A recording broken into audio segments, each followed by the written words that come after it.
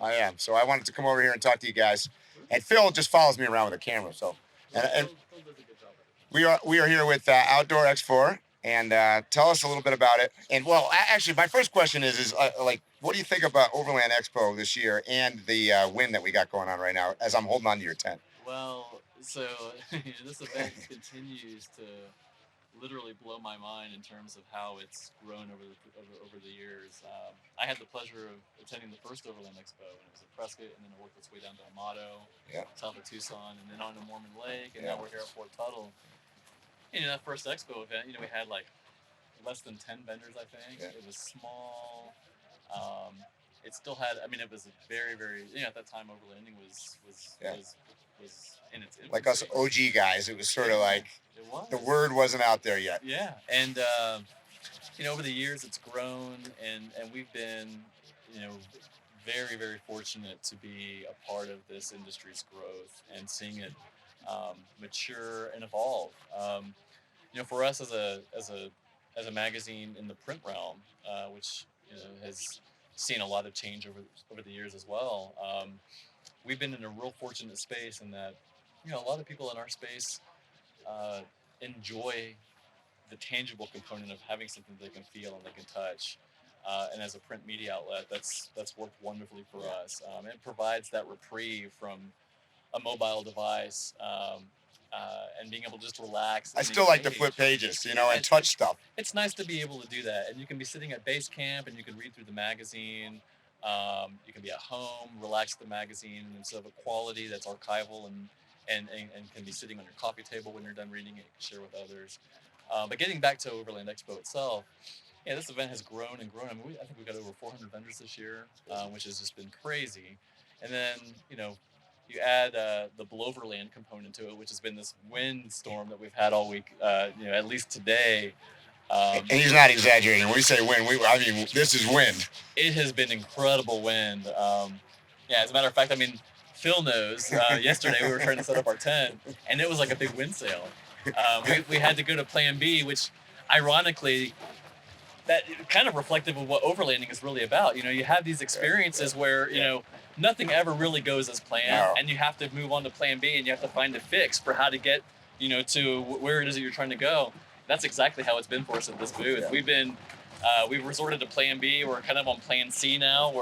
And we might be on G by the end of tomorrow. We might very well be. But it's been a windy day, but it's been a great day. And turnout is amazing too, because I mean, I'm parked over here in the show vehicles, and it's like the buses come in every 3 minutes. Yeah. And it's like they're dropping people off, and it looks like it's running well. I've talked to people. It is a very busy first day here at Expo. For Friday, the traffic that we're seeing here on a Friday is the type of traffic that we would see normally on a Saturday.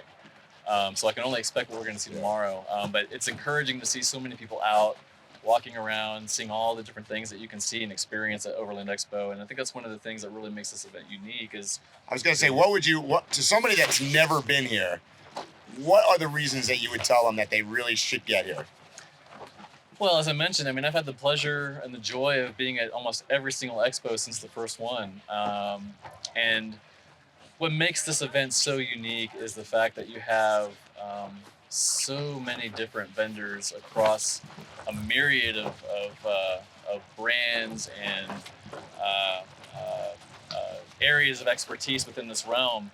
So you really get an opportunity to see and experience how people are building vehicles out based on their needs and where they're traveling and where they're going, hearing stories from people who have experienced traveling, whether it's been domestically or internationally or driving the globe. Yep. You get to see and experience those things here. And there are vendors that are able to accommodate all the different types of things that you would want to use and put onto a vehicle. The other great thing about this event is that you have plenty of opportunities from an educational perspective to learn. There are roundtable discussions that are held on a myriad of subjects that really help complement the visuals of seeing the vehicles, but then also learning about the vehicles. How do we go out and use them? Exactly. There's excellent off-road instruction that occurs throughout the course of the weekend. There's adventure motorcycling instruction. There's a whole adventure motorcycling village for people who enjoy their adventures on two wheels. There's a film festival that goes on during the course of the weekend. there's just a myriad of things that people can see and experience and do while they're here, and that really makes this event a one-of-a-kind event here in the United States and really the biggest one in the world. You know, it's become that way. Yeah, definitely. We're excited to be a title media sponsor of Overland Expo, and as far as I'm concerned, we'll always have an involvement with the show. So. Awesome. Wind is like, oh my God. Whoa! I hope we're getting a lot of wind today on video. We just want and dust. Yeah. Dust. All right, here we go. You ready? Yeah. Okay, I am sitting here with Jerry from Tembotusk, and as you guys know on my channel, I talk about these guys constantly, right? And I appreciate it. Thank you. Oh my God. And I would love to eat off your scuttle. Oh. Well, that's going to happen tomorrow night. I hope so. Oh yeah. I'm looking forward to that. So, tell us about. You know what I want to know? I've never asked. How did it start? How did the whole thing start? Well, scuttle-wise or Tembotusk-wise? Well, you tell me. Well, most of the time, like most things, it out of a need. I needed something that I couldn't get in the market. Yep. And so I made it myself. And then I figured that maybe other people would like it, and it went from there. Yeah. I mean, originally our company started with a drop-down slide. Yep. And I couldn't buy one in the States. They didn't exist. I went to Australia. They had one, but they wouldn't sell it to me. And shipping was insanely ridiculous. And they just wouldn't ship it to me. Yeah. So I came home, I designed one, made one, and that's what started Tembotusk. Awesome. And same thing with the scuttle. Now, our scuttle idea comes from South Africa. My wife's from South Africa. Gotcha. And that makes sense. went to we had a South African scuttle for years, but eventually the plastic bits broke, and it became unstable. Go to South Africa, figured I'll buy another one. Couldn't find one. Yeah. They don't sell a camping one anymore. Came home, built one, and all of a sudden that took off from there.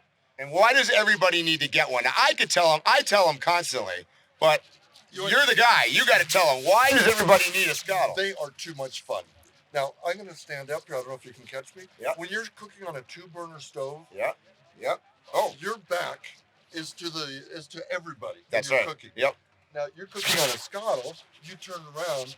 You are now the center of attention. Yep. And it's and round. everyone hangs around with you. Yep. You're now the campfire that feeds people. And I think it's really unique. You don't have to clean up. It's like cast iron, and it's plain fun to use. Which is why it's great for like anybody that's on the road all the time, because it takes up very little space. Yeah. And I don't have to clean up. And I was telling somebody this morning, my number one use of water on board is dishes. Yes. Right? And the scuttle, you don't have to, you just wipe off. Yeah. And if you do get a little crud, put a little water, you boil the water, wipe it out, and you're done. Yeah. I would just like to add, gentlemen, Uh-oh. that I think it induces healthy cooking. It kind of forces you to have a protein, a vegetable, Yes. Real food. Yes. Yeah, you're not necessarily putting frozen stuff on there, although I gotta admit. But you fresh vegetables, fresh stuff that you can find locally. That's what makes it awesome. Yeah. So that's where it's at. That's where we're at. We're good. So now you got to see Jerry on my channel. And we are with Michael and Corey from Overland Bound. I'm Mike Gladden from Drive the Globe. I know we've met many times over the years. Yeah, absolutely. And and I think Phil and I were joking, because I think we're like OG guys, because I think I'm number 8,000 something. Oh, that's and he's old number school. 3. Exactly, That is great. right? So my first question is, how many members are there? We're over 40,000 now. 40,000. And that curve keeps going up. I mean, most of the folks that are watching probably know that the overland lifestyle, getting out there in nature, more and more people want to do it. Not to bore you with numbers, but I happen to know that, last year there were 10 million new camping households in North America. So lots of people, lots of people enjoying going outside. And we think that's great because it makes healthier, happier humans. So yeah, we're growing pretty quickly. Awesome. I mean, I think some of that maybe is emerging of like sort of van life and overlanding and the old 4-wheel guys and RVing and everything else, right? Yep. And there's no right way to do it. And in terms, we have a saying, of course, that the definition of overlanding is vehicle dependent travel, because we feel like you define it any more than that, and it's not really all that important. Everybody has a different way of experiencing the outdoors, We want them to do it, and we don't want to limit. We don't want to limit by saying it's this, it's that, it's got to be this. No, run what you brung, get some kit, and get outside, and do it safely. And that's what we always say: just do it, right? Yeah, do it. Get your gear, but come on, let's have fun. Yeah, absolutely. Yeah. And don't think you need one of these rigs to do it. I mean, we're standing around. You guys will probably see some video.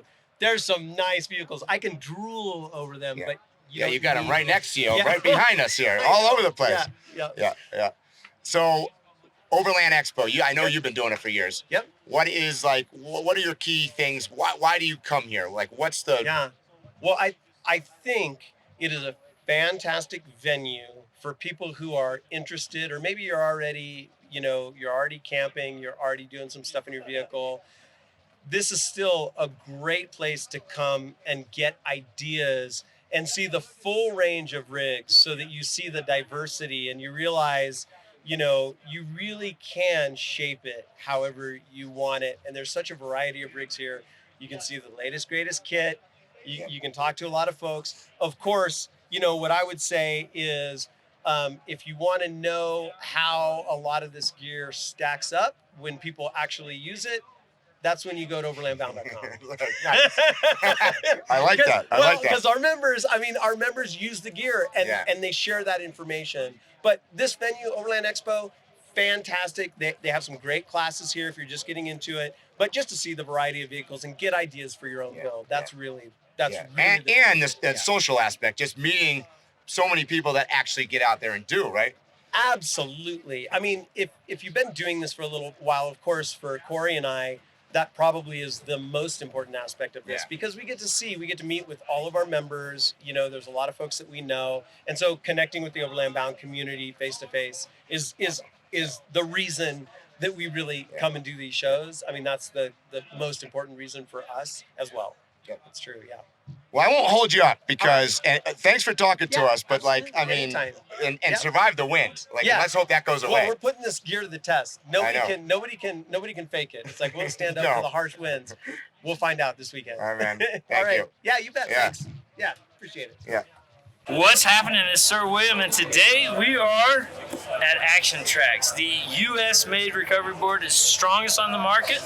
One of the key differences in ours is how flexible they are. You can see here, you can actually bend them in half. They pop right on back. They'll do that for 6,000 pounds, 20,000 pounds, 56,000 pounds. They didn't fail, we just couldn't find anything heavier.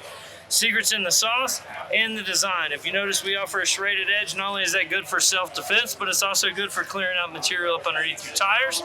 And we are the only ones that are offering a serviceable and metal option. So if you really need traction, you can go to our extreme version that has these metal studs here. But if you get the plastic version and you do spin your tires, which we tell you not to do, we center punch them so you can add your own nuts and bolts. Check us out at usactiontracks.com. Get some if you're gonna get stuck. All right, I'm standing here with Brad from Trail Recon and Marco from Overland X. And what do you guys, you guys have been coming here for years. So what do you like about coming to Overland Expo, and what's different about this year maybe? Well, for me, a lot of folks don't realize it, but I spend my days filming videos, staring at a camera lens. And so I don't get to talk to the people that are watching the videos very often. And so coming to an event like this is an opportunity to just shake hands, talk to the folks about what they're loving, what about their adventures. And then, there's a lot of industry folks here and just friends from our community that we enjoy hanging out and talking with. Basically that, the community is it's big, but it's small. Yeah. And you get to meet a lot of people. And you talk to them on social media, and then you put a face on that DM that they send. So that's pretty cool. Yeah, and I call it like family reunion every year, right? Like exactly. Hanging out. Yeah. And we usually scurry around in the morning at like 6 a.m. before we all get inundated, right? Yeah. So this year we got wind. We got, at least it's not a hurricane. Right. Or flooding. Yeah. I think every year that I've been here, there's been some kind of weather, whether it was freezing cold, whether it was snow, whether it was rain. I think this is probably the windiest it's ever been. Though. I did a cooking demo, and it got dusty, but I think that gives flavor to the food. And I'll be on the Tembotusk scuttle tomorrow night. Saturday night, we do a cook-off by my truck. It'll be a lot of fun. Your food doesn't need any extra flavor, brother. It's good to go. Yeah, it is always good to go, right? So what else you got to say? I think, I think it's crazy how this whole event has evolved. So not only has this event from the very first time, I mean, where we are standing, there are hundreds of vehicles and people. Years ago, this part wasn't even part of the expo, right? And so it's crazy how this has evolved. But now, this isn't the only one. Now there's going to be 4 this year, and so it's mind blowing just how big the Overland growth has been over the last couple of years. It's pretty amazing, and it's awesome because I think it's great for people to get out, have these adventures, make memories with family and friends, and I love seeing this many people. I know there's some people that are like, oh, there's too many people. I'm like, no, there's lots of public lands out there. But it's also merging of sort of van life and RV and overland and the old, you know, 4-wheeler people. Adventure bikes. Right? And adventure. And bikes. I mean, that just amazing. Just the motorcycle corral and everything around here is huge, right? Yeah, It's awesome. yeah, it's amazing. Yeah, you know, there's something for everybody in this. You know, whether you call it car camping or you call it an expedition, there's something for everybody in between there. I think. Yeah. All right, guys, that's it. We're talking. Unless you got something else to say. Well, thanks for. I know. having me on. Yeah, thank you, and get back to you know, entertaining all your fans. All right, we're standing here with Lifestyle Overland. And this is Kevin, and we're kind of walking around just interviewing people that have been coming to Overland for a while. And tell me what you think is different this year, better, Well, the wind is definitely different. and the wind is definitely different. I haven't got to walk around a heck of a lot so far, but it seems to me it just continues to do what it's done year after year, and it's just growing, man. More and more growing. people. A lot of the folks that I talk to, this is their first Overland Expo, and they're just getting started. So that's good to see more and more people getting out into this pastime. I saw the same thing. I think out of 10 people that came by my truck, 9 of them were newbies at Overland. Yeah. So Yeah. that's great to see. Yeah. It's And I'm hearing like 30,000 something people here. Oh wow. Yeah. That's crazy. And this is Friday in wind. So you can imagine tomorrow. It should be So fun. what do you guys have planned for any adventures coming up? What's going on? Yeah, our biggest adventure this year is we're headed back to Alaska again. Nice. So we'll be spending several weeks up there and might even run the Dalton again. So I'm pretty stoked. Very cool. Yeah, Very yeah. cool. So All right, I'm not going to take a lot of your time because I know there's lines. So get over there and talk to people. we'll do it, man. Thanks, man. Take